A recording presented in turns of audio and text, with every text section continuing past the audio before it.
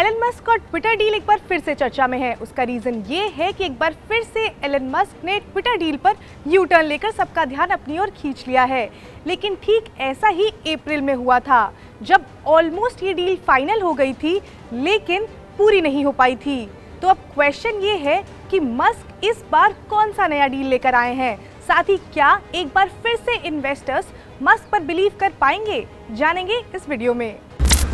Tesla company के CEO Elon Musk Twitter deal को लेकर फिर से एक्टिव हो गए हैं। जो डील पहले रिजेक्ट कर दी गई थी, लेकिन एक बार फिर से ये काफी ट्रेंड कर रहा है। बहुत भूमिका बांध ली, अब थोड़ी काम की बात करते हैं। तो खबर ये है कि एलन मस्क ट्विटर को खरीद सकते हैं। इस बार मस्क ने $54.20 पर शेयर खरीदने का ऑफर दिया है और इस बात को कंफर्म ट्विटर के इन्वेस्टर रिलेशन डिपार्टमेंट ने खुद किया है। ट्विटर इन्वेस्टर रिलेशन डिपार्टमेंट ने ट्वीट कर बताया है कि उन्हें मस्क ने एक लेटर भेजा और उनका इरादा डील को $54.20 प्रति शेयर पर फाइनल करने का है। उनके ट्वीट पे लिखा था कि we receive the letter from the Musk parties which they have filed with the SEC। The intention of the company is to close the transaction at $54.20 per share. Elon Musk के इस फैसले ने एक बार फिर से सबको शॉक कर दिया है।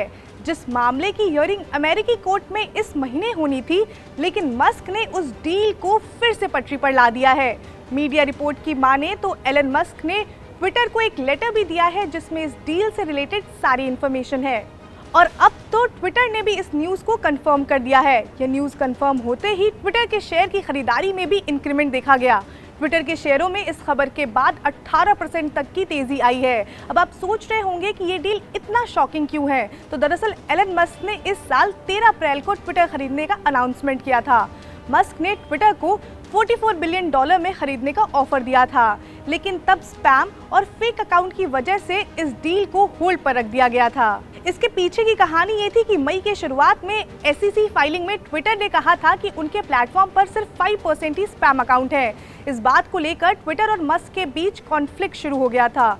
मस्क ने ट्विटर पर एलिगेशन लगाए थे कि उन्होंने फेक अकाउंट की डिटेल मांगी तो ट्विटर ने देने से इनकार कर दिया। ये मामला इतना बढ़ गया कि 8 जुलाई को मस्क ने ये डील तोड़ने का फैसला कर लिया था। इस मामले में टेस्ला के CEO ने कोर्ट का दरवाजा भी खटखटाया था। अमेरिकी मीडिया रिपोर्ट के अनुसार 27 अगस्त को कोर्ट ने इस मामले में सुनवाई करते हुए ट्विटर को आदेश दिया था कि जिन 9,000 अकाउंट का सर्वे पिछले साल किया गया था, उनकी डिटेल्स शेयर की जाए। इस मामले में अगली सुनवाई अक्टूबर के महीने में होनी है।